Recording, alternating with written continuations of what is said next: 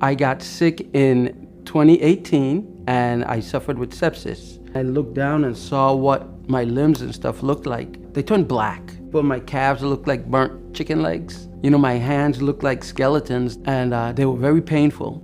I originally met Wayne when he had just been amputated, still had a lot of bandaging, sutures, staples, so we were practicing rolling over on the mat to begin with. Then we transitioned to doing some balance and strengthening that way. With Wayne, since he doesn't have hands to be able to use assistive devices easily or to be able to use traditional weights, I'm really just having to think outside of the box. So we start with just balance on just a regular floor, and then we have a piece of foam, and then we have him doing different activities on the foam. When we first met Wayne, he was still healing after amputation. With traditional prostheses, he was able to get to the point where he could walk short distances with forearm crutches, but osseointegration was really a life changer for him. Now he's able to walk without any assistive devices.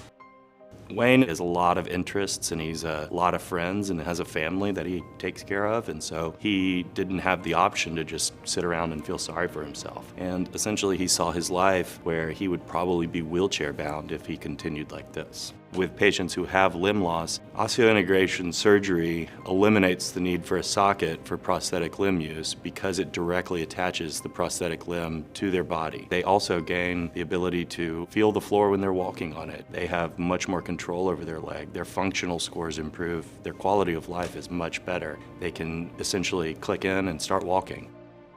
I think I'm walking pretty good. I've surprised my friends and gone over to their house and just knocked on the door. And they're like, "Where's your chair? What are you doing?" I said, "All right, we're done with the chair now." I go back home to the Virgin Islands for Carnival. I just put in a sprinkler system in the house. I've built a fire pit outside with these. I've done all my landscaping using my hooks. There's work to be done, and it doesn't stop because I'm an amputee.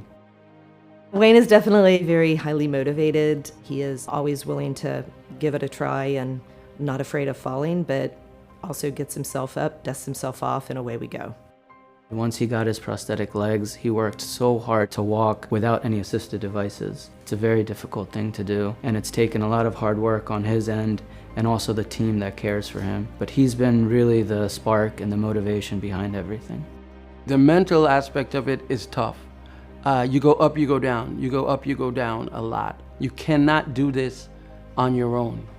You cannot make this journey by yourself. It takes a team. And here at TIRR, the team has just been, I don't know if there's any better word than incredible, great. I don't know what the words are. And I tell them, I now get to watch my grandchildren grow up.